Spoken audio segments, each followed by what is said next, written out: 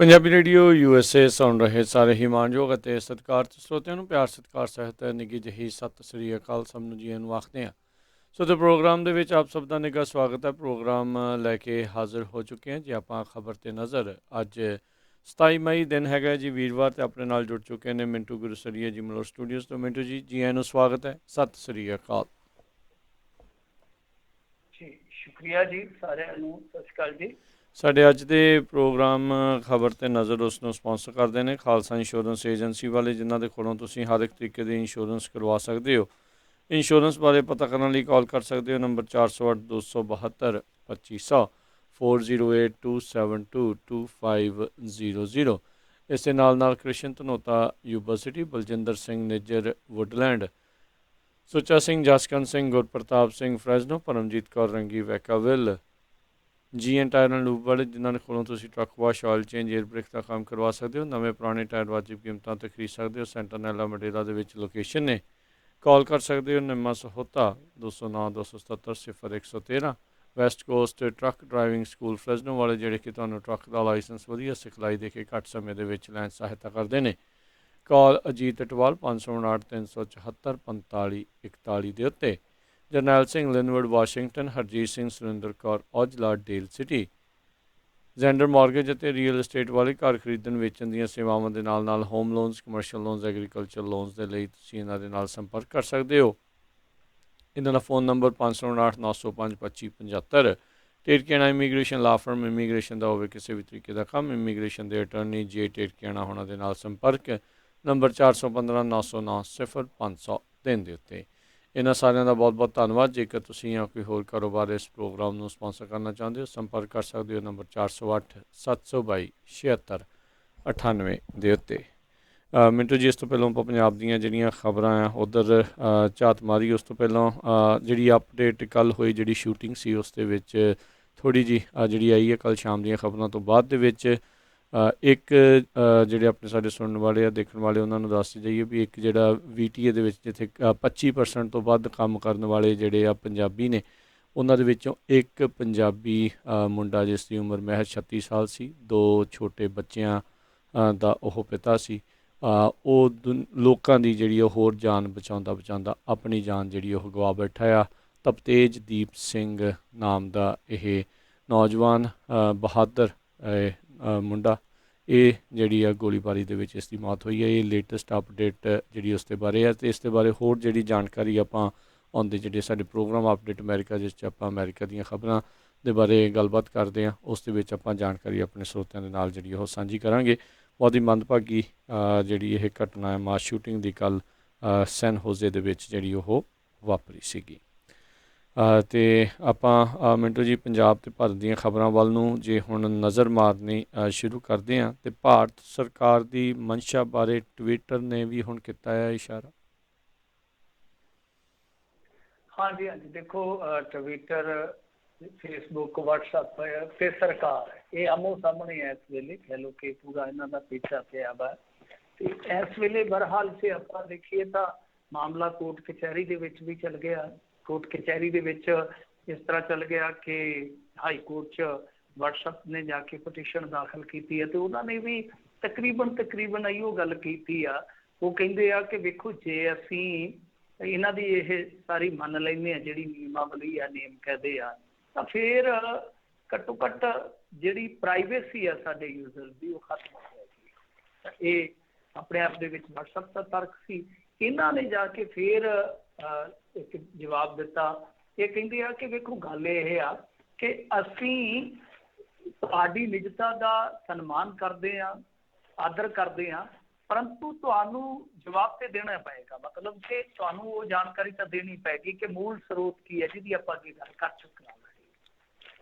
ਮਤਲਬ ਕਿ ਜੇ ਕਿਤੇ ਦੇਸ਼ ਦੀ ਪ੍ਰਭੂਸੱਤਾ ਦਾ ਮਾਮਲਾ ਹੈ, ਅਖੰਡਤਾ ਦਾ ਮਾਮਲਾ ਆ, ਜਾਂ ਕੌਮਾਂਤਰੀ ਸੰਬੰਧਾਂ ਦਾ ਮਾਮਲਾ ਹੈ, ਜਾਂ ਇੰਟਰਨਲ ਸਿਕਿਉਰਿਟੀ ਦਾ ਮਸਲਾ ਹੈ, ਕੋਈ ਰੇਪ ਦਾ ਕੰਟੈਂਟ ਆ, ਕੋਈ ਇਸ ਤਰ੍ਹਾਂ ਬੱਚਿਆਂ ਨਾਲ ਜਿਹੜਾ ਸੈਕਸ਼ੁਅਲੀ ਹੁੰਦਾ ਉਹਦਾ ਕੋਈ ਕੰਟੈਂਟ ਆ, ਇਸ ਤਰ੍ਹਾਂ ਮਤਲਬ ਕਿ ਉਹਨਾਂ ਨੇ ਦੱਸ ਦਿੱਤਾ ਕਿ ਆਹ ਕੈਟਾਗਰੀਆਂ ਨੇ ਸਾਡੀਆਂ, ਸ਼੍ਰੇਣੀਆਂ ਨੇ, ਇਹਨਾਂ ਦੇ ਵਿੱਚੋਂ ਜਿਹੜਾ ਕੁਛ ਇਤਰਾਜ਼ਯੋਗ ਹੋਵੇਗਾ, ਜੋ ਅਸੀਂ ਇਤਰਾਜ਼ਯੋਗ ਮੰਨਾਂਗੇ, ਤੇ ਉਹ ਮੂਲ ਸਰੋਤ ਤੋਂ ਭਾਵ ਕੀ ਆ ਕਿ ਜਿਹਨੇ ਪਹਿਲੀ ਵਾਰੀ ਟੋਰਿਆ ਹੋਏਗਾ ਮੈਸੇਜ, ਤਾਂ ਉਹ ਦੱਸਣਾ ਪਏਗਾ, ਮੂਲ ਸਰੋਤ ਦੱਸਣਾ ਪਏਗਾ। ਪਰ ਉਹ ਕਹਿੰਦੇ ਕਿ ਇਸੇ ਤਰ੍ਹਾਂ ਹੀ ਆ ਕਿ ਜਿਵੇਂ ਆਪਾਂ ਫਿੰਗਰਪ੍ਰਿੰਟ ਦੇਣਾ ਹੋਵੇ ਜੀ ਕਿਸੇ ਦਾ, ਤੇ ਉਹਦੇ ਨਾਲ ਕੀ ਹੈ ਕਿ ਜਿਵੇਂ ਟੈਲੀਕਾਮ ਕੰਪਨੀਆਂ ਹਰੇਕ ਕਾਲ ਨੂੰ ਰਿਕਾਰਡ 'ਚ ਰੱਖਦੀਆਂ ਨੇ, ਠੀਕ ਉਸੇ ਤਰ੍ਹਾਂ ਸਾਨੂੰ ਹਰੇਕ ਮੈਸੇਜ ਜਿਹੜਾ ਵਾ ਉਹ ਡਾਟਾਬੇਸ 'ਚ ਰੱਖਣਾ ਪਏਗਾ, ਜਿਹਦੇ ਨਾਲ ਅਗਲੇ ਦੀ ਪ੍ਰਾਈਵੇਸੀ ਜਾਂ ਸਾਡੀ ਜਿਹੜੀ ਐਂਡ ਟੂ ਐਂਡ ਇਨਕ੍ਰਿਪਟਡ ਉਹ ਜਿਹੜੀ ਪਾਲਿਸੀ ਆ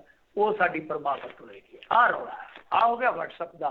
ਹੁਣ ਟਵਿੱਟਰ ਨੇ ਜਿਹੜੀ ਗੱਲ ਕਹੀ ਹੈ, ਤੁਹਾਨੂੰ ਯਾਦ ਹੋਣਾ ਇਹਨਾਂ ਨੇ ਜਿਵੇਂ CBI ਦੇ ਦਫ਼ਤਰ ਦੇ ਵਿੱਚ ਛਾਪਾ ਮਾਰਿਆ ਸੀਗਾ, ਉਸੇ ਤਰ੍ਹਾਂ ਹੀ ਅੱਧੀ ਰਾਤ ਨੂੰ ਕਹਿ ਲਓ ਕਿ ਜਾ ਕੇ ਟਵਿੱਟਰ 'ਤੇ ਵੀ ਬੂਹੇ ਦੇ ਅੱਗੇ ਖੜ੍ਹ ਗਏ ਸੀਗੇ।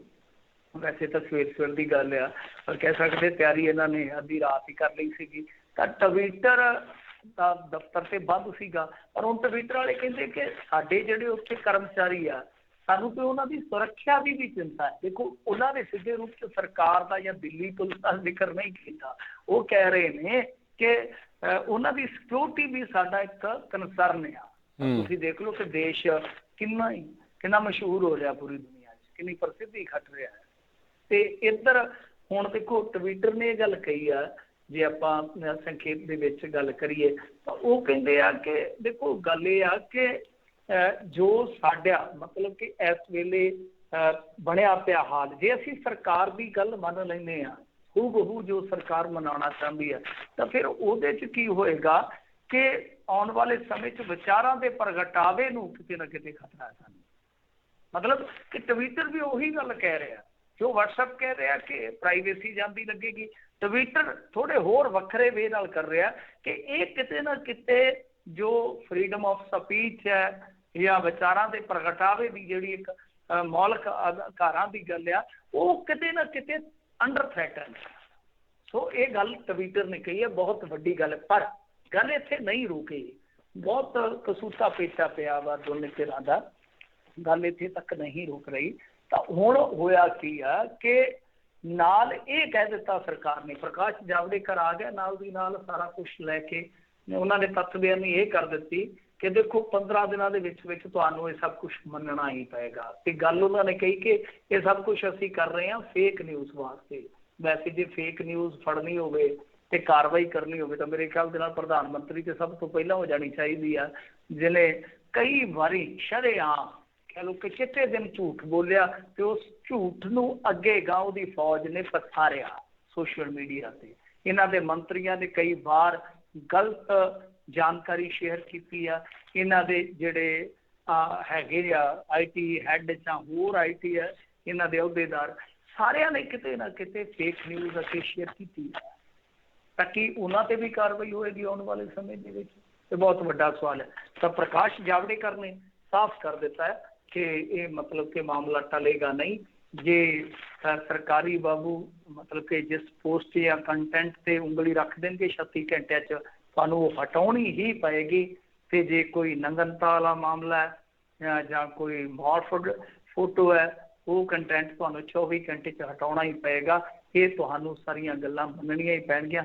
ਬਸ ਇਹੋ ਆ ਸੰਖੇਪ ਦੇ ਵਿੱਚ ਜੇ ਆਪਾਂ ਇਹਦਾ ਸਿੱਟਾ ਕੱਢਣਾ ਹੋਵੇ ਕਿ ਜਿਸ ਸੋਸ਼ਲ ਮੀਡੀਆ ਨੇ ਨਰਿੰਦਰ ਮੋਦੀ ਦੇ ਚਿਹਰੇ ਨੂੰ ਤਰਾਸ਼ਿਆ, ਨਾ ਸਿਰਫ ਤਰਾਸ਼ਿਆ ਪੂਰੀ ਦੁਨੀਆ 'ਚ ਨਰਿੰਦਰ ਮੋਦੀ ਹੋਰਾਂ ਨੇ ਪ੍ਰਚਾਰ ਕੀਤਾ, ਆਪਣੀ ਛਵੀ ਜਿਹੜੀ ਆ ਉਹ ਇੱਕ ਤਰ੍ਹਾਂ ਨਾਲ ਕਹਿ ਲਓ ਕਿ ਵਰਲਡ ਲੀਡਰ ਦੇ ਤੌਰ ਤੇ ਉਭਾਰੀ। ਅੱਜ ਉਸੇ ਸੋਸ਼ਲ ਮੀਡੀਆ ਤੋਂ ਭਾਰਤੀ ਜਨਤਾ ਪਾਰਟੀ ਜਾਂ ਪ੍ਰਧਾਨ ਸੇਵਕ ਕਿਤੇ ਨਾ ਕਿਤੇ ਡਰੇ ਨਜ਼ਰ ਆ ਰਹੇ ਆ। ਤਾਂ ਇਹ ਗੱਲ ਇੱਥੇ ਤੱਕ ਸੀਮਤ ਨਹੀਂ ਹੋਣੀ। ਸਾਡੀ ਪੱਤਰਕਾਰਾਂ ਦੀ ਜਿਹੜੀ ਪੱਤਲ ਚੱਟ ਫੌਜ ਆ, ਉਹਨੂੰ ਇੱਦਾਂ ਲੱਗਦਾ ਆ ਕਿ ਅਸੀਂ ਬਚ ਜਾਵਾਂਗੇ। ਐਸਾ ਨਹੀਂ ਹੈ। ਇਹ ਸਭ ਤੇ ਘਾਤ ਡਿੱਗਣੀ ਹੌਲੀ ਹੌਲੀ। ਕਿਉਂਕਿ OTT ਵਾਲਾ ਅੱਡ ਇਹਨਾਂ ਨੇ ਤੋਪਾ ਭਰ ਦੇਣਾ, ਔਰ ਜਿਹੜਾ ਕੰਟੈਂਟ ਮੰਨ ਲਓ ਜਾਂਦਾ ਸੋਸ਼ਲ ਮੀਡੀਆ ਦੇ ਥਰੂ, ਜਿਹੜਾ ਮੀਡੀਆ ਆਪਾਂ ਕਹਿੰਦੇ ਮੀਡੀਆ ਕੰਟੈਂਟ ਹੈ ਜਿਹੜਾ, ਉਹਨੂੰ ਵੀ ਤਕਰੀਬਨ ਇਹਨਾਂ ਨਿਯਮਾਂ ਦੇ ਹੇਠ ਲੈ ਆਉਣਾ। ਆਜ਼ਾਦ ਪੱਤਰਕਾਰਤਾ ਜਿਹੜੀ ਬਿਲਕੁਲ ਖਤਮ ਹੋ ਸਕਦੀ ਹੈ। ਔਰ ਇਸ ਤੋਂ ਇਲਾਵਾ ਜਿਹੜੇ ਪੱਤਰਕਾਰ ਅੱਜ ਇਸ ਝੋਲੀ 'ਚ ਬਹਿ ਗਏ ਆ, ਉਹ ਕੱਲ੍ਹ ਨੂੰ ਪਛਤਾ ਸਕਦੇ ਆ, ਕਿਉਂਕਿ ਰਾਜ ਕਰਨ ਵਾਲਾ ਤੇ ਕੋਈ ਹੋਰ ਆ ਸਕਦਾ, ਫਿਰ ਉਹ ਇਹਦੇ ਤੋਂ ਵੀ ਜ਼ਿਆਦੀਆਂ ਸਖਤਾਈਆਂ ਕਰ ਸਕਦਾ। ਤਾਂ ਅੱਜ ਇਸ ਮੁਲਕ ਨੂੰ ਵੇਖਣਾ ਪਏਗਾ ਕਿ ਜਿਨ੍ਹਾਂ ਕਿਸਾਨਾਂ ਨੂੰ ਤੁਸੀਂ ਕਹਿੰਦੇ ਜੇ ਕਿ ਇਹ ਗਲਤ ਆ, ਪਰ ਉਹ ਗਲਤ ਕਿਸਾਨ ਤੁਹਾਡੀ ਨਜ਼ਰ ਜਿਹੜਾ ਹੈ ਉਹ ਲੜ ਕੇ ਦੇ ਨਾਲ ਰਿਹਾ ਜੋ ਸਰਕਾਰ ਹੌਲੀ ਹੌਲੀ वन बाई वन ऐसे स्टैप्स चक रही है ਜਿਹੜੀ ਕਿ ਠੀਕ ਆ ਕੁਝ ਤਕਨੀਕੀ ਪੱਖਾ ਤੋਂ ਆਪਾਂ ਨੂੰ ਜਾਇਜ਼ ਕਹਿ ਸਕਦੇ ਹਾਂ। WhatsApp ਤੇ ਸ਼ਿਕੰਜਾ ਹੋਣਾ ਚਾਹੀਦਾ, Facebook ਤੇ ਹੋਣਾ ਚਾਹੀਦਾ, ਪਰ ਇਹ ਤੁਹਾਡੇ ਹੱਥ ਹੈ ਕਿ ਤੁਸੀਂ ਕਿਹਦੇ ਤੇ ਉਂਗਲ ਰੱਖਣੀ ਹੈ ਕਿ ਇਹ ਇਤਰਾਜ਼ਯੋਗ ਹੈ, ਤੁਸੀਂ ਕਿਹਦੇ ਤੇ ਉਂਗਲ ਰੱਖਣੀ ਹੈ ਕਿ ਇਹ ਦੇਸ਼ ਵਿਰੋਧੀ ਕੰਟੈਂਟ ਹੈ। ਸਾਨੂੰ ਪਤਾ ਹੀ ਹੈ ਕਿਤੇ ਯਾਸਰ ਅਰਾਫਤ ਨਾਂ ਦੇ ਨੌਜਵਾਨ ਨੇ ਫਿਲਿਸਤੀਨ ਦੀ ਸਪੋਰਟ ਦੇ ਵਿੱਚ ਪੋਸਟ ਪਾਈ ਤੇ ਉਹਦੇ ਤੇ ਦੇਸ਼ ਧਰੋਹ ਦਾ ਮੁਕੱਦਮਾ ਦਰਜ ਹੋ ਗਿਆ। ਕੱਲ ਨੂੰ ਕੋਈ ਨਰਿੰਦਰ ਮੋਦੀ ਦਾ ਕਾਰਟੂਨ ਬਣਾ ਦੇਗਾ, ਤੁਸੀਂ ਤੇ ਉਹਦੇ ਤੇ ਵੀ ਉਂਗਲ ਰੱਖਦੇ ਨਹੀਂ। ਜੀ ਜੀ ਬਿਲਕੁਲ ਜੀ, ਉਂਗਲਾਂ ਰੱਖਣ ਨੂੰ ਤਾਂ ਇਹ ਹੁਣ ਬੈਠੀ ਹੈ। ਰਾਮਦੇਵ ਵਿਰੁੱਧ ਡਾਕਟਰ ਪਹੁੰਚ ਗਏ ਥਾਣੇ। ਹਾਂਜੀ ਦੇਖੋ, ਰਾਮਦੇਵ ਦੇ ਵਿਰੁੱਧ ਸ਼ਿਕਾਇਤਾਂ ਗਈਆਂ ਨੇ, ਇੱਕ ਗਈ ਹੈ ਜਾਂ ਦੋ ਗਈਆਂ ਪੱਕਾ ਨਹੀਂ ਪਤਾ, ਪਰ ਥਾਣੇ ਗਈਆਂ ਨੇ ਜ਼ਰੂਰ, ਕਿਉਂਕਿ ਪ੍ਰਧਾਨ ਮੰਤਰੀ ਨੂੰ ਪੱਤਰ ਤਾਂ ਲਿਖਿਆ ਹੀ ਗਿਆ ਸੀਗਾ। ਇਸ ਤੋਂ ਇਲਾਵਾ ਮੇਰੇ ਖਿਆਲ ਦੇ ਨਾਲ ਛੱਤੀਸਗੜ੍ਹ ਦੀ ਰਾਜਧਾਨੀ ਦੇ ਰਾਏਪੁਰ ਦੇ ਸਿਵਲ ਲਾਈਨ ਥਾਣੇ ਦੇ ਵਿੱਚ ਵੀ IM ਵੱਲੋਂ ਇੱਕ ਦਰਖਾਸਤ ਜਿਹੜੀ ਆ ਦਿੱਤੀ ਗਈ ਆ। ਆਉਣ ਵਾਲੇ ਸਮੇਂ ਦੇ ਵਿੱਚ ਵੇਖੋ ਮੇਰੇ ਖਿਆਲ ਦੇ ਨਾਲ ਇਹ ਮਸਲਾ ਜਿਹੜਾ ਉਲਝੇਗਾ, ਕਿਉਂਕਿ IMA ਹੁਣ ਉਸ ਮੁਕਾਮ ਤੇ ਪਹੁੰਚ ਗਿਆ। ਜਿੱਦਾਂ ਮੈਂ ਅੱਗੇ ਵੀ ਗੱਲ ਕੀਤੀ ਸੀਗੀ ਕਿ ਜੇ ਉਹ ਹੁਣ ਪਿੱਛੇ ਹਟਦੇ ਆ ਤੇ ਬਹੁਤ ਮੈਂ ਕਹੂੰਗਾ ਕਿ ਉਹਨਾਂ ਦੀ ਖਿੱਲੀ ਉੱਡੇਗੀ, ਕਿਉਂਕਿ ਜਿੰਨੀ ਖਿੱਲੀ ਉਡਾ ਦਿੱਤੀ ਆ ਰਾਮਦੇਵ ਨੇ ਫਿਰ ਤਾਂ ਧੱਜੀਆਂ ਉੱਡ ਜਾਣਗੀਆਂ। ਸੋ ਇਸ ਕਰਕੇ ਉਹਨਾਂ ਨੂੰ ਪਤਾ ਆ ਕਿ ਪ੍ਰਧਾਨ ਸੇਵਕ ਵਾਲੀ ਤੇ ਅਸੀਂ ਫਾਰਮੈਲਿਟੀ ਕਰ ਲਈ ਆ, ਲਵ ਲੈਟਰ ਲਿਖ ਦਿੱਤਾ ਕਿ ਕਾਰਵਾਈ ਕਰੋ ਇਹਦੇ ਤੇ, ਪਰੰਤੂ ਹੋਣਾ ਕੀ ਆ ਕਿ ਸਭ ਨੂੰ ਪਤਾ ਵਾ, ਹੋਣਾ ਜੋ ਹੈ ਸਭ ਨੂੰ ਪਤਾ ਆ ਕਿ ਰਾਮਦੇਵ ਕਿਹਨਾਂ ਦਾ ਬੰਦਾ ਹੈ। ਔਰ ਰਾਮਦੇਵ ਕਿਹਨਾਂ ਲਈ ਬੋਲ ਰਿਹਾ ਇਹ ਵੀ ਇੱਕ ਮਹੱਤਵਪੂਰਨ ਤੱਥ ਹੈ। ਤੁਸੀਂ ਦੇਖੋ ਨਾ ਕਿ ਜਦੋਂ ਪੂਰਾ ਮੁਲਕ ਕਿਤੇ ਨਾ ਕਿਤੇ ਸਰਕਾਰ ਤੇ ਪੜਾਸ ਕੱਢ ਰਿਹਾ ਸੀਗਾ, ਹਸਪਤਾਲੀ ਢਾਂਚੇ ਤੇ ਕਿਤੇ ਨਾ ਕਿਤੇ ਸਵਾਲ ਚੁੱਕ ਰਿਹਾ ਸੀ, ਤਾਂ ਉਸ ਵੇਲੇ ਆਯੁਰਵੇਦ ਆ ਜਾਂਦੀ, ਉਸ ਵੇਲੇ ਰਾਸ਼ਟਰਵਾਦ ਆ ਜਾਂਦਾ, ਉਸ ਵੇਲੇ ਈਸਾਈਅਤ ਦਾ ਪਸਾਰ ਆ ਜਾਂਦਾ, ਉਸ ਵੇਲੇ ਧੋਤੀ ਕੁੜਤਾ ਆ ਜਾਂਦਾ ਆ। ਤਾਂ ਇਹ ਚੀਜ਼ਾਂ ਇਹ ਕਹਿ ਲਓ ਕਿ ਅਚਨਚੇਤੀ ਵਾਪਰੀਆਂ ਨਹੀਂ ਲੱਗਦੀਆਂ, ਇਹੋ ਲੱਗਦਾ ਕਿ ਕੋਈ ਨਾ ਕੋਈ ਰੋਲ ਪਲੇ ਕੀਤਾ ਜਾ ਰਿਹਾ ਹੈ। ਜਿਸ ਤਰੀਕੇ ਨਾਲ ਰਾਮਦੇਵ ਬੋਲ ਰਿਹਾ, ਜਿਸ ਤਰੀਕੇ ਨਾਲ ਬਾਲ ਕ੍ਰਿਸ਼ਨ ਬੋਲ ਰਿਹਾ, ਕਿਉਂਕਿ ਦੇਖੋ ਤੁਸੀਂ ਵੀ ਇੱਥੇ ਰੇਡੀਓ ਕਰਦੇ ਹੋ, ਤੁਹਾਡੇ ਵੀ ਰੂਲ ਐਂਡ ਰੈਗੂਲੇਸ਼ਨ ਆ, ਕੁਛ ਹੱਦ ਤੱਕ ਤੁਸੀਂ ਸਵਾਲ ਕਰੋਗੇ ਕੋਵਿਡ ਦੇ ਮਾਮਲੇ 'ਚ, ਵੈਕਸੀਨੇਸ਼ਨ ਦੇ ਮਾਮਲੇ 'ਚ, ਕੁਛ ਹੱਦ ਤੱਕ, ਬਹੁਤੀ ਹੱਦ ਤੱਕ ਨਹੀਂ। ਚਲੋ ਇੱਥੇ ਇੰਡੀਆ ਦੇ ਵਿੱਚ ਤੇ ਬਿਲਕੁਲ ਹੀ ਨਹੀਂ ਕੋਈ ਬੋਲਦਾ, ਡਰਦਾ ਕਿ ਪੈਂਡੇਮਿਕ ਐਕਟ ਲਾਗੂ ਆ, ਸਾਨੂੰ ਚੱਕ ਕੇ ਉਸ ਐਕਟ ਦੇ ਵਿੱਚ ਅੰਦਰ ਪਾ ਦਿੰਦੇ। ਉਹ ਨੀਟੂ ਸ਼ਟਰਾਂ ਵਾਲਾ ਇੱਕ ਵਾਰੀ ਚਾਰ ਜਿਹਾ ਲਈ ਫਿਰਦਾ ਸੀ, ਤੁਹਾਨੂੰ ਪਤਾ ਗੁਲਾਕੰਦ ਜੀ ਲਈ ਫਿਰਦਾ ਸੀਗਾ, ਤੇ ਕਹਿੰਦਾ ਮੈਂ ਹਾਪੇ ਨਾਲ ਕੋਈ, ਤੇ ਵੈਸੇ ਉਹ ਤੁਹਾਨੂੰ ਪਤਾ ਇਬਲੀਆਂ ਮਾਰਦਾ ਰਹਿੰਦਾ, ਕਹਿੰਦਾ ਮੈਂ ਕਰੋਨਾ ਦੀ ਦਵਾਈ ਬਣਾ ਲਈ। ਉਹ ਤੇ ਹੁਣ ਹਾਸਾ ਠੱਠਾ ਕਰਦਾ ਸੀ, ਆਪਾਂ ਨੂੰ ਪਤਾ ਉਹ ਬੰਦਾ ਹੈਗਾ ਰੰਗੀਲਾ ਇਹੋ ਜਿਹਾ, ਤੇ ਉਹ ਚਾਰ ਜਿਹਾ ਲਈ ਫਿਰਦਾ ਸੀ। ਉਹ ਚਾਰ ਜਿਹਾ ਕਿਸੇ ਨੇ ਪੱਤਰਕਾਰ ਨੇ ਟੈਲੀਕਾਸਟ ਕਰ ਦਿੱਤੀ ਉਹਦੀ ਇੰਟਰਵਿਊ, ਤੇ ਉਹਨੂੰ ਚੱਕ ਕੇ ਇਹਨਾਂ ਨੇ ਅੰਦਰ ਸੁੱਟ ਦਿੱਤਾ ਸੀਗਾ, ਯਾਦ ਹੈ ਨਾ ਤੁਹਾਨੂੰ? ਤੇ ਮੁੜ ਕੇ ਭੂਬਾ ਮਾਰ ਕੇ ਜ਼ਮਾਨਤ ਮੰਗਦਾ ਸੀ, ਕਹਿੰਦਾ ਬੌੜੀ ਖੁਦਾ ਦੀ, ਇਸ ਤੋਂ ਬਾਅਦ ਗਲਤੀ ਨਹੀਂ ਕਰਦਾ। ਤੇ ਇੱਧਰ ਕੀ ਆ ਕਿ ਇੱਕ ਬੰਦਾ ਬਿਨਾਂ ICMR ਦੀ ਰਜਿਸਟਰਡ ਹੋਈ ਦਵਾਈ ਨੂੰ ਉਹ ਬਾਜ਼ਾਰ ਦੇ ਵਿੱਚ ਇਹ ਕਹਿ ਕੇ ਵੇਚ ਰਿਹਾ ਕਿ ਦੇਖੋ ਜਿਹੜੀ ਐਲੋਪੈਥੀ ਆ ਉਹਦਾ ਤਾਂ ਕੋਈ ਅਸਰ ਹੀ ਹੈ ਨਹੀਂ, ਨਾ ਸਿਰਫ ਐਲੋਪੈਥੀ ਨੂੰ ਨਕਾਰ ਰਿਹਾ ਜਿਹਦੇ ਨਾਲ ਕੋਵਿਡ ਦਾ ਇਲਾਜ ਹੋ ਰਿਹਾ, ਬਲਕਿ ਵੈਕਸੀਨੇਸ਼ਨ ਤੇ ਸਵਾਲ ਚੁੱਕ ਰਿਹਾ। ਉਹ ਕਹਿੰਦਾ ਕਿ ਹਜ਼ਾਰਾਂ ਡਾਕਟਰ ਮਰ ਗਏ ਨੇ, ਸਮਝਦੇ ਹੋ ਨਾ? ਤੇ ਜੇ ਇਸ ਸੂਰਤ ਦੇ ਵਿੱਚ ਕੁਛ ਨਹੀਂ ਵਟਿਆ ਜਾਂਦਾ, ਇਹ ਮੈਨੂੰ ਕਹਿਣਾ ਚਾਹੀਦਾ ਕਿ ਲਓ ਭਾਈ ਅਸੀਂ ਹਥਿਆਰ ਸੁੱਟੇ, ਤੁਸੀਂ ਇਹਨਾਂ ਤੋਂ ਭਾਈ ਸਾਧੂ ਸੰਤਾਂ ਤੋਂ ਇਲਾਜ ਕਰਵਾ ਲਓ, ਹੋਰ ਕੀ ਆ। ਤੇ ਜਾਂ ਫਿਰ ਕਾਂਗਰਸ ਮੈਂ ਕਹਿੰਦਾ ਕਿ ਫਰੇਮ ਦੇ ਵਿੱਚ ਆਵੇ, ਕਾਂਗਰਸ ਥੋੜੀ ਜਿਹੀ ਜੁਰਤ ਵਿਖਾਵੇ, ਨਹੀਂ ਇਹ ਬੰਦਾ ਨਹੀਂ ਰੋਕਿਆ ਰੋਕੀਦਾ। ਕਿਉਂ? ਕਿਉਂਕਿ ਕਾਂਗਰਸ ਕਹੇ ਕਿ ਅਸੀਂ ਜੇ ਸਰਕਾਰ 'ਚ ਆ ਗਏ ਉੱਤਰਾਖੰਡ 'ਚ ਭਾਈ ਆਉਣ ਵਾਲੇ ਸਮੇਂ ਦੇ ਵਿੱਚ ਅਸੀਂ ਇਹਦੇ ਤੇ ਪਰਚੇ ਦਰਜ ਕਰਾਂਗੇ, ਜਿਸ ਤਰ੍ਹਾਂ ਦੀਆਂ ਇਹ ਕਰਤੂਤਾਂ ਕਰਨ ਦਿਆ। ਅਦਰਵਾਈਜ਼ ਜੇ ਇਸ ਸਰਕਾਰ ਤੋਂ ਡਾਕਟਰ ਉਮੀਦ ਰੱਖਣ ਜਾਂ ਅਸੀਂ ਤੁਸੀਂ ਉਮੀਦ ਰੱਖੀਏ ਤਾਂ ਉਹ ਮੇਰੇ ਖਿਆਲ ਦੇ ਨਾਲ ਗੱਲ ਜਿਹੜੀ ਆ ਉਹ ਸਹੀ ਨਹੀਂ ਜਾਂਦੀ। ਜੀ ਜੀ ਬਿਲਕੁਲ। ਅਗਲੀ ਜਿਹੜੀ ਗੱਲ ਕਰੀਏ ਲਾਲ ਕਿਲ੍ਹਾ ਮਾਮਲੇ ਦੇ ਵਿੱਚ ਦਿੱਲੀ ਪੁਲਿਸ ਦੀ ਚਾਰਜਸ਼ੀਟ ਦੇ ਵਿੱਚ ਵੱਡਾ ਖੁਲਾਸਾ। ਹਾਂਜੀ ਦੇਖੋ, ਲਾਲ ਕਿਲ੍ਹੇ ਦੀ ਜਿਹੜੀ ਆ ਉਹ ਚਾਰਜਸ਼ੀਟ ਇਹਨਾਂ ਨੇ ਫਾਈਲ ਕਰ ਦਿੱਤੀ ਆ, 3232 ਪੰਨੇ ਦੀ ਉਹ ਚਾਰਜਸ਼ੀਟ ਆ। ਚਾਰਜਸ਼ੀਟ ਦੇ ਵਿੱਚ ਮੁੱਖ 2-3 ਚੀਜ਼ਾਂ ਜਿਹੜੀਆਂ ਮੀਡੀਆ 'ਚ ਹਾਈਲਾਈਟ ਹੋਈਆਂ, ਕਿਉਂਕਿ 3232 ਪੰਨਿਆਂ ਦੀ ਤੁਹਾਨੂੰ ਪਤਾ ਹੀ ਹੈ ਕਿ ਚਾਰਜਸ਼ੀਟ ਜਿਹੜੀ ਆ ਛਾਪਣੀ ਜਾਂ ਪੜ੍ਹਨੀ ਔਖਾ ਕਾਰਜ ਹੈ। ਤਾਂ ਉਹਦੇ ਵਿੱਚ 2-3 ਚੀਜ਼ਾਂ ਨੇ।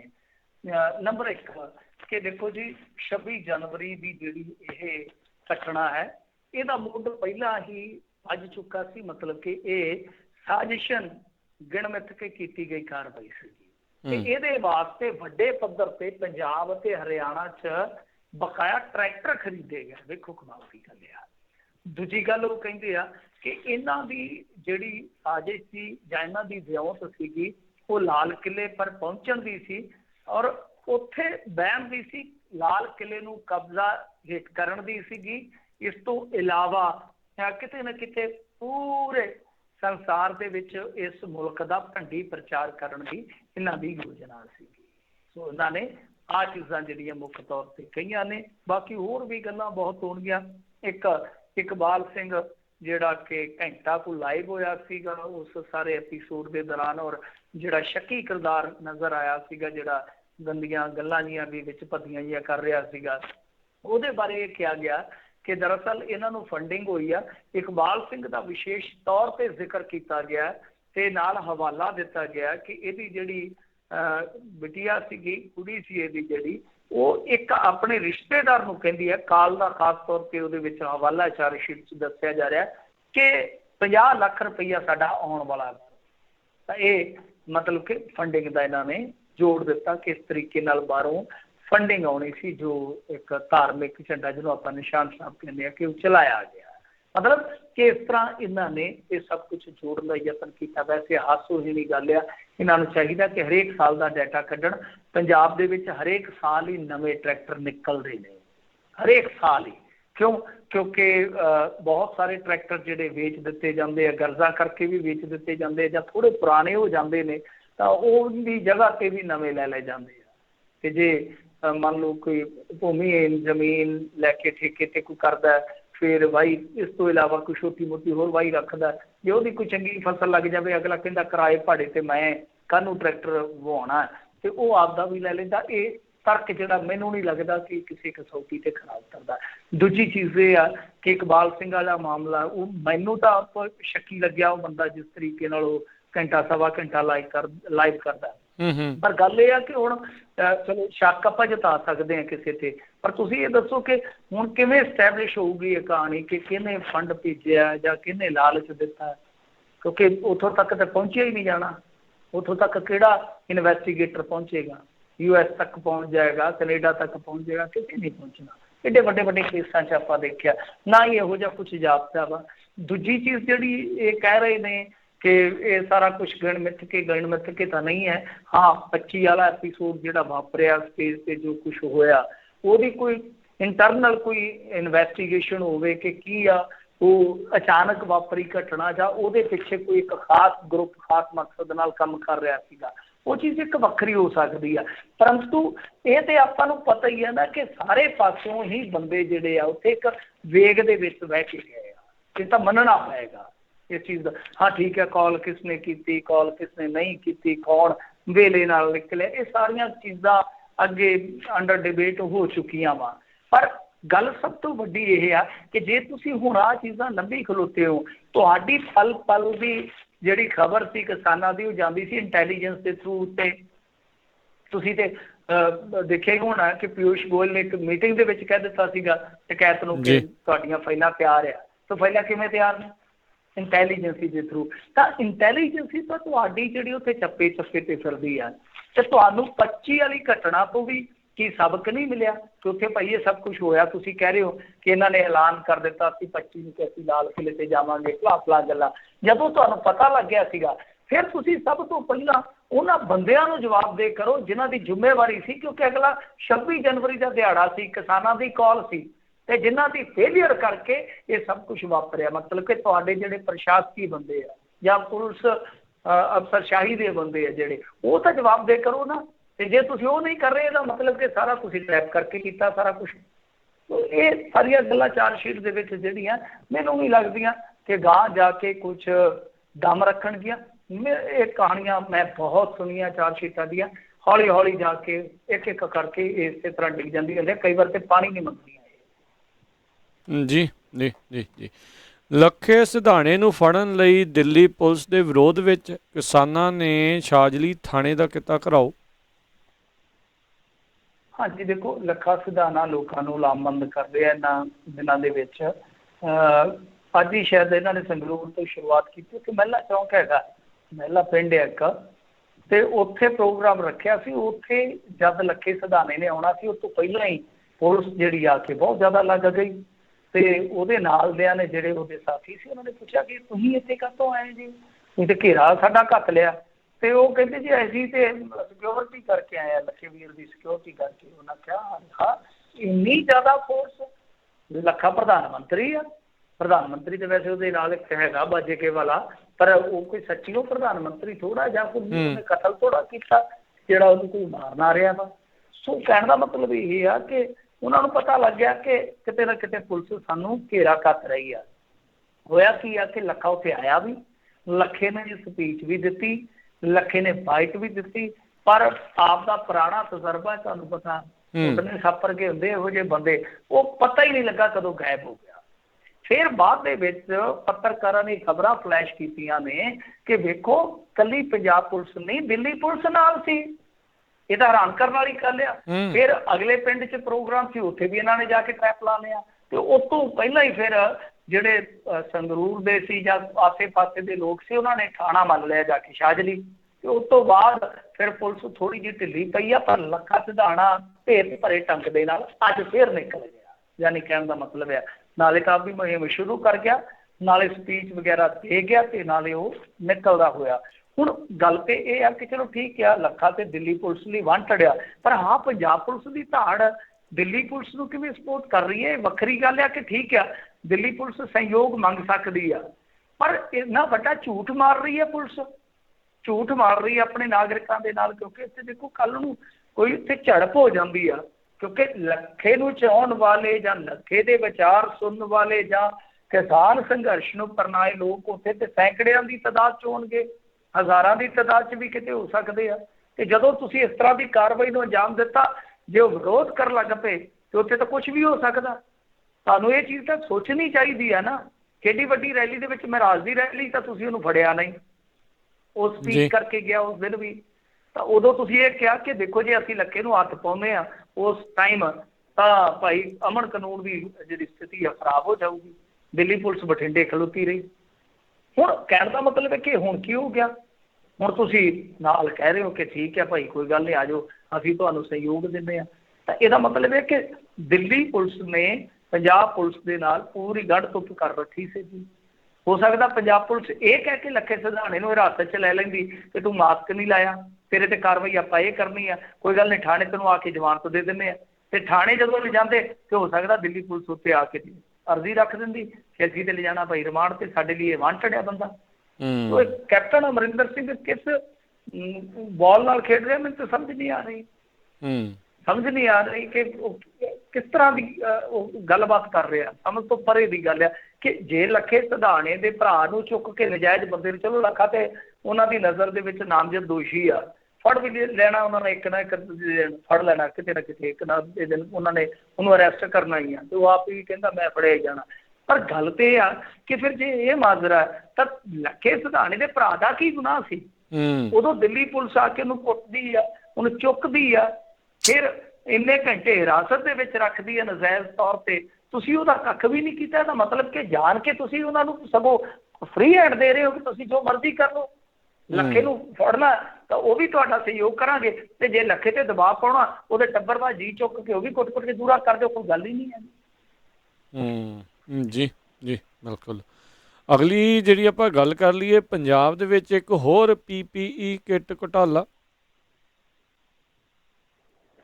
ਹਾਂਜੀ ਦੇਖੋ, ਪੰਜਾਬ ਦੀ ਜਿਹੜੀ ਬਦਕਿਸਮਤੀ ਹੈ ਨਾ, ਇੱਕ ਨਾ ਕਹਾਵਤ ਸੁਣੀ ਆ ਪੁਰਾਣੇ ਬਜ਼ੁਰਗਾਂ ਤੋਂ, ਅਸੀਂ ਸੁਣਦੇ ਹੁੰਦੇ ਸਾਂ। ਉਹਦੇ 'ਚ ਕਹਿੰਦੇ ਹੁੰਦੇ ਸੀ, ਚੋਰ ਜਾਂਜੀ ਚੋਰ ਮਾਂਜੀ ਚੋਰ ਵਿਆਹੁਣ ਆਏ। ਕਰੋਗੇ ਕੀ? ਮਤਲਬ ਕਿ ਸਾਰੇ ਚੋਰ ਵਾਲੇ ਆ, ਚੋਰ ਜਾਂਜੀ ਚੋਰ ਮਾਂਜੀ ਤੇ ਚੋਰ ਵਿਆਹੁਣ ਆਏ। ਉਹ ਹਾਲ ਸਾਡਾ ਇਸ ਟਾਈਮ ਕਹਿ ਲਓ ਕਿ ਜਿਹੜੇ ਰਾਜ ਸੱਤਾ ਦੇ ਵਿੱਚ ਹੈਗੇ ਨੇ ਉਹਨਾਂ ਲੋਕਾਂ ਦਾ ਆ।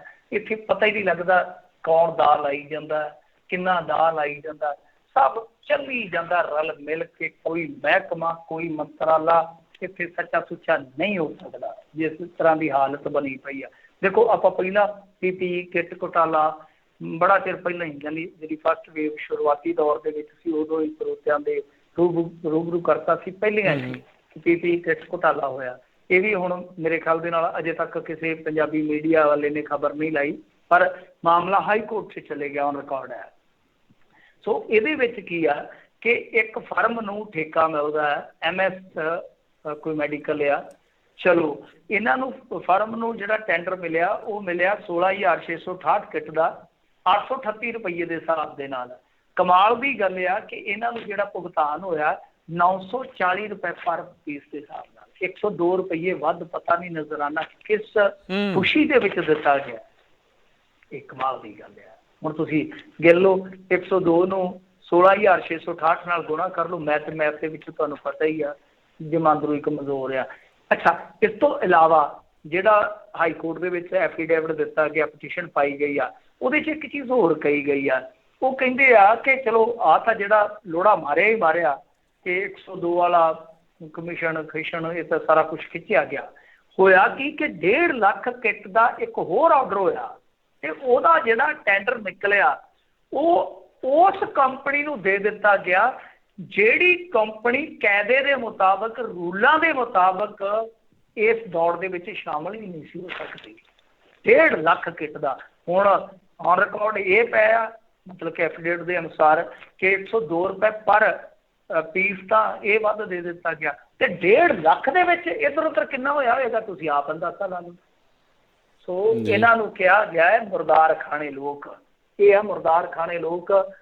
ਪਹਿਲਾਂ ਵੀ ਦੇਖੋ, ਪਹਿਲੀ ਜਿਹੜੀ ਵੇਵ ਸੀ ਉਹਦੇ ਵਿੱਚ ਵੀ ਤਕਰੀਬਨ 2.25 ਲੱਖ ਕਰੋੜ ਮਿਲਿਆ ਸੀਗਾ ਇਹਨਾਂ ਨੂੰ ਕੇਂਦਰ ਵੱਲੋਂ। ਤੁਸੀਂ ਬਾਹਰ ਬੈਠੇ ਹੋ, ਸਾਨੂੰ ਤੇ ਚਲੋ ਲੋਕ ਕਹਿ ਦੇਣਗੇ ਕਿ ਇਹ ਤਾਂ ਬਾਹਲੇ ਦੁਖੀ ਹੈ, ਇਹਨਾਂ ਦਾ ਤਾਂ ਕੰਮ ਹੀ ਹੈ ਰੋਈ ਪਿੱਟੀ ਜਾਂਦੇ ਸਰਕਾਰਾਂ ਨੂੰ। ਤੁਸੀਂ ਆਪ ਹੋ ਕੇ ਤੀਜੀ ਥਾਂ ਤੇ ਤਰਿਆਕਲ ਹੋ ਕੇ ਵੇਖੋ ਕਿ ਕੀ ਉਹ ਸਾਰਾ ਪੈਸਾ ਲੱਗਿਆ ਹੋਊਗਾ ਇਕੱਲੇ ਕੋਵਿਡ ਤੇ। ਐਤਕੀ 205 ਕਰੋੜ ਆਇਆ ਤੇ 205 ਕਰੋੜ ਹੋਰ ਆਉਣਾ ਹੈ। ਹਰਿਆਣੇ ਤੇ ਹਿਮਾਚਲ ਨਾਲੋਂ ਜ਼ਿਆਦਾ ਆ ਚੁੱਕਾ ਹੈ। ਮਤਲਬ ਕਿ 2-3 ਮਹੀਨਿਆਂ ਦੇ ਵਿੱਚ ਹੀ ਕੋਵਿਡ ਵਾਸਤੇ ਕੀ ਉਹ ਸਾਰਾ ਪੈਸਾ ਲੱਗ ਰਿਹਾ? ਜੇ ਲੱਗਿਆ ਤਾਂ ਲੱਗ ਕਿਸ ਤਰੀਕੇ ਨਾਲ ਰਿਹਾ? ਇਹ ਬੜਾ ਵੱਡਾ ਸਵਾਲ ਆ ਕਿ 102 ਰੁਪਈਏ ਵੱਧ ਉਹ ਕਿਸ ਖੁਸ਼ੀ 'ਚ ਸ਼ਗਨ ਪਾ ਰਹੇ ਜੇ?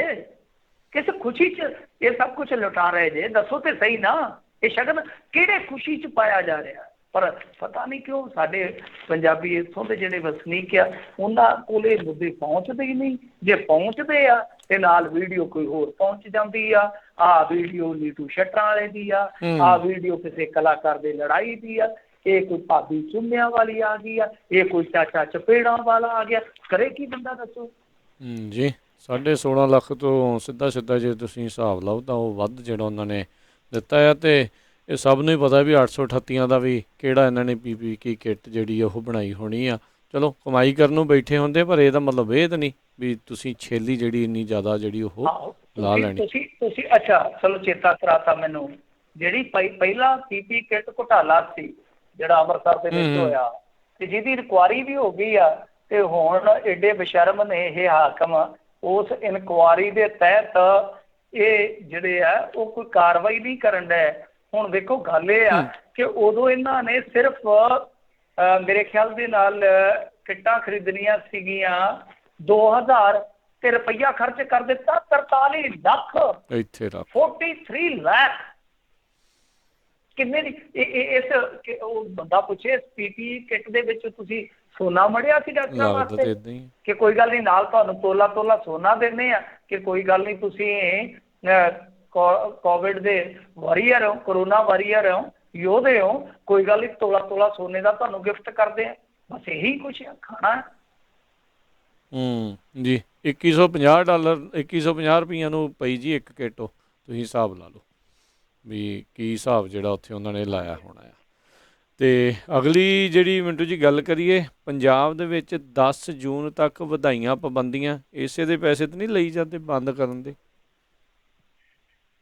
ਨਹੀਂ ਦੇਖੋ, ਪਾਬੰਦੀਆਂ ਵਧਾ ਦਿੱਤੀਆਂ ਇਹਨਾਂ ਨੇ, ਚਲੋ ਰਾਹਤ ਵੀ ਦਿੱਤੀ ਆ।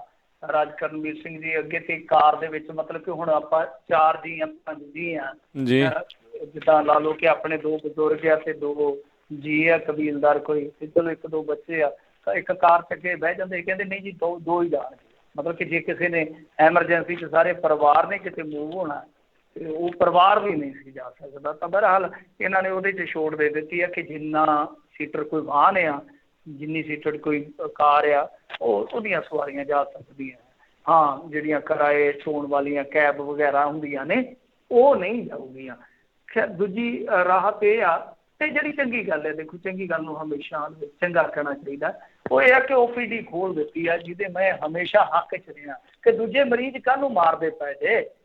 ਕਿਸੇ ਦਾ ਆਪਰੇਸ਼ਨ ਹੋਣ ਵਾਲਾ ਆ, ਕਿਸੇ ਦਾ ਕੋਈ ਇਲਾਜ ਚੱਲਦਾ ਵਾ, ਹੁਣ ਇਹਨਾਂ ਨੇ 100% OPD ਖੋਲ੍ਹਤੀ। ਮੈਂ ਉਹਦਾ ਬਹੁਤ ਸ਼ੁਕਰਾਨ ਕਰਦਾ, ਕਿਉਂਕਿ ਹੇਠਲੇ ਪੱਧਰ 'ਤੇ ਪਿੰਡਾਂ 'ਚ ਰਹਿਣ ਵਾਲੇ ਲੋਕ ਆ, ਤੇ ਜਿੰਨੇ ਲੋਕ ਦੁਖੀ ਆ, ਜਿਹੜੇ ਖਾਸ ਤੌਰ 'ਤੇ ਪਹਿਲਾਂ ਹੀ ਬਿਮਾਰੀਆਂ ਤੇ ਗੰਭੀਰ ਬਿਮਾਰੀਆਂ ਦੇ ਨਾਲ ਪੀੜਤ ਆ, ਉਹਨਾਂ ਦੀ ਤੇ ਵਾਹ ਹੀ ਨਹੀਂ ਕੋਈ ਜਾਂਦੀ। ਸੋ ਇਹ ਇਹਨਾਂ ਨੇ ਚੰਗੇ ਦੋ ਕਦਮ ਚੁੱਕੇ ਆ। ਬਾਕੀ ਵੈਕਸੀਨੇਸ਼ਨ ਡਰਾਈਵ ਜਿਹੜੀ ਪੰਜਾਬ ਦੀ, ਉਹ ਟੋਟਲੀ ਇਸ ਟਾਈਮ ਬੰਦ ਹੋ ਗਈ ਹੈ। ਇਹਨਾਂ ਨੇ ਕਿਹਾ ਕਿ ਭਾਈ ਸਾਥੋਂ ਨਹੀਂ ਹੋਣੀ ਚੱਲਦੀ, ਕਿਉਂਕਿ ਸਾਡੇ ਕੋਲ ਕੋਈ ਟੀਕਾ ਰਿਹਾ ਹੀ ਨਹੀਂ, ਬਾਹਰੋਂ ਮਿਲਿਆ ਨਹੀਂ, ਇੱਥੋਂ ਅੰਦਰੋਂ ਕੋਈ ਜੁੜਦਾ ਨਹੀਂ ਗਾ, ਕੀ ਕਰੀਏ ਭਾਈ। ਸੋ ਵੈਕਸੀਨੇਸ਼ਨ ਡਰਾਈਵ ਪੰਜਾਬ ਦੀ ਉਹ ਇੱਕ ਤਰ੍ਹਾਂ ਨਾਲ ਡਰਾਈ ਹੋ ਗਈ ਆ, ਕੋਈ ਡੋਜ਼ ਨਹੀਂ ਹੈ।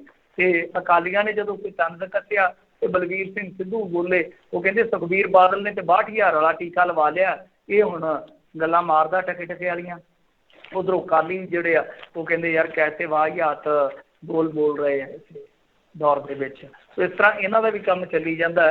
ਪੰਜਾਬ ਦੇ 28% ਸਿਹਤ ਕਰਮਚਾਰੀਆਂ ਨੂੰ ਹਾਲੇ ਕਰੋਨਾ ਵੈਕਸੀਨ ਦੀ ਪਹਿਲੀ ਡੋਜ਼ ਵੀ ਨਹੀਂ ਲੱਗੀ। ਇਹ ਨਵੀਂ ਗੱਲ ਨਿਕਲ ਆਈ ਹੈ। ਮਤਲਬ ਕਿ ਤੁਸੀਂ ਦੇਖੋ ਕਿ ਜਦੋਂ ਆਪਾਂ ਦੇਖਦੇ ਸੀਗੇ ਕਿ ਇੰਡੀਆ 'ਚ ਵੈਕਸੀਨੇਸ਼ਨ ਡਰਾਈਵ ਸ਼ੁਰੂ ਹੋਇਆ, ਕਿ ਉਹਨਾਂ ਨੇ ਸਭ ਤੋਂ ਪਹਿਲਾਂ ਜਿਹੜੇ ਫਰੰਟ 'ਤੇ ਕੰਮ ਕਰਨ ਵਾਲੇ ਸੀ, ਚਾਹੇ ਸਿਹਤ ਕਰਮੀ ਸੀ, ਪੁਲਿਸ ਮੁਲਾਜ਼ਮ ਸੀਗੇ, ਜਾਂ ਹੋਰ ਨਿਗਮਾਂ ਵਗੈਰਾ ਦੇ ਅਧਿਕਾਰੀ ਕਰਮਚਾਰੀ ਜਾਂ ਹੋਰ ਮੁਲਾਜ਼ਮ ਸਨ, ਉਹਨਾਂ ਨੂੰ ਇਹਨਾਂ ਨੇ ਕਵਰ ਕੀਤਾ ਸੀਗਾ। ਤਾਂ ਪੰਜਾਬ ਦੀ ਹਾਲਤ ਇਹ ਦੇਖੋ ਕਿ 28% ਹੈਲਥ ਡਿਪਾਰਟਮੈਂਟ ਦੇ ਹੀ ਕਰਮਚਾਰੀ ਇਹੋ ਜਿਹੇ ਆ ਜਿਨ੍ਹਾਂ ਨੂੰ ਇੱਕ ਵੀ ਡੋਜ਼ ਨਹੀਂ ਮਿਲੀ। ਜੀ ਜੀ ਜੀ ਜੀ। ਅਤੇ ਮਿੰਟੂ ਜੀ ਬਹੁਤ ਬਹੁਤ ਤੁਹਾਡਾ ਜਿਹੜਾ ਉਹ ਧੰਨਵਾਦ ਕਰਦੇ ਹਾਂ, ਅਤੇ ਮਿਲਦੇ ਹਾਂ ਜੀ ਅਗਲੀ ਵਾਰ। ਮਿਹਰਬਾਨੀ, ਧੰਨਵਾਦ, ਸਤਿ ਸ਼੍ਰੀ ਅਕਾਲ ਜੀ। ਸਤਿ ਸ਼੍ਰੀ ਅਕਾਲ ਜੀ। ਅਤੇ ਸਰੋਤਿਓ, ਇੱਥੇ ਸਾਡਾ ਅੱਜ ਦਾ ਇਹ ਪ੍ਰੋਗਰਾਮ ਹੁਣ ਸਮਾਪਤ ਆ। ਮਿਲਦੇ ਹਾਂ ਅਗਲੀ ਵਾਰ, ਤੱਕ ਲਈ ਮੇਰੇ ਵੱਲੋਂ ਵੀ ਤੁਹਾਨੂੰ ਸਾਰਿਆਂ ਨੂੰ ਪਿਆਰ ਸਤਿਕਾਰ ਸੈਨਗੀ ਜੀ। ਸਤਿ ਸ਼੍ਰੀ ਅਕਾਲ। ਸੁਣਦੇ ਰਹੋ ਪੰਜਾਬੀ ਰੇਡੀਓ USA।